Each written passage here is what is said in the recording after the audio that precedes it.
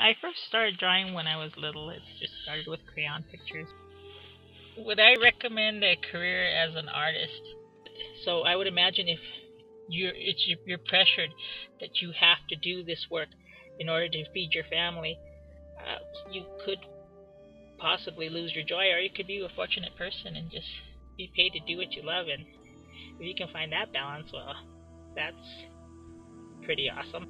I dread hearing artists drone on and on about their artwork. Really, the most powerful art I've ever seen, you don't need to say a word, you just react to it.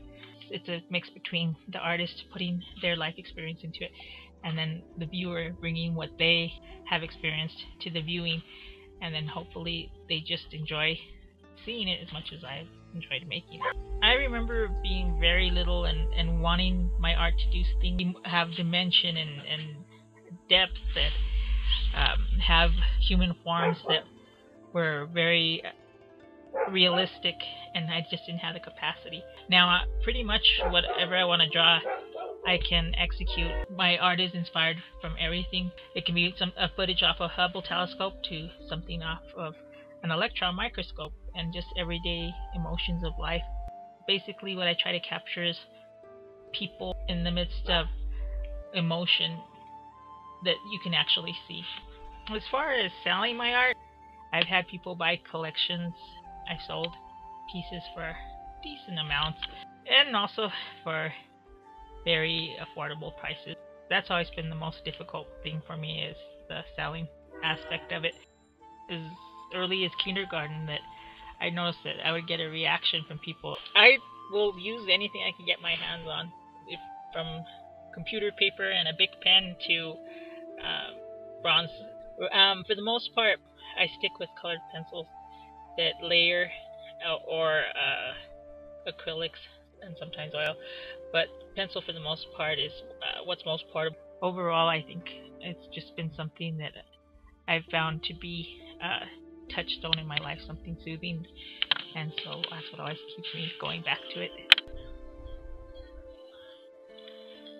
So here is our AIDS video.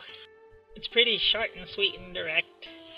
I have to say that I really enjoyed doing this. The way that the script was written, that this was all pretty painless, that we kept it simple, and I think that it's more effective that way. What I like about it is in its 10 minutes, you get a large array of different circumstances in which people will find reason to become physical with one another.